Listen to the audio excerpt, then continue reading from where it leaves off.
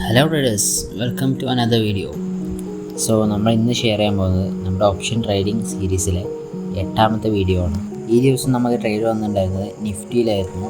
Then നമ്മൾ ട്രേഡിലേക്ക് വരികയാണെങ്കിൽ market open ആയിട്ടുണ്ടായിരുന്നത് ഒരു ഡോജി ക്യാൻഡിൽ വെച്ചിട്ടായിരുന്നു. ദെൻ മാർക്കറ്റ് നല്ല രീതിയിൽ ഫാൾ ചെയ്യാൻ സ്റ്റാർട്ട് ചെയ്തു. അതിനുശേഷം അവിടെ ഒരു ചെറിയ പുൾ ബാക്ക് തന്നിട്ട് അവിടെ ഒരു മീഡിയം സൈസിൽ ബെയറിഷ് ക്യാൻഡിൽ നമുക്കൊരു ബ്രേക്ക് ഡൗൺ കിട്ടി. അവിടെ നമ്മൾ ട്രേഡിൽ എൻ്റർ ചെയ്തു.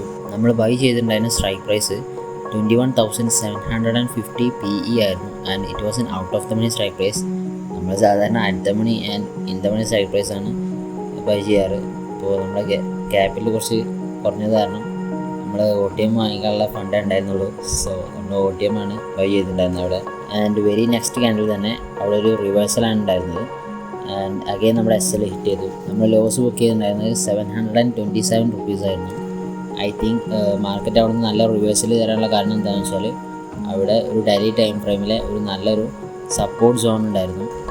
ബട്ട് രാവിലെ മുതൽ നല്ല രീതിയിൽ മൊമെൻറ്റത്തോട് കൂടിയിട്ടുള്ള ഫാൾ ഞാൻ കണ്ടപ്പോൾ ഞാൻ ആ പുൾ ബാക്കിന് ശേഷം നല്ല ആ ഫാൾ കണ്ടിന്യൂ ചെയ്യുമെന്നാണ് ഞാൻ എക്സ്പെക്ട് ചെയ്തത്.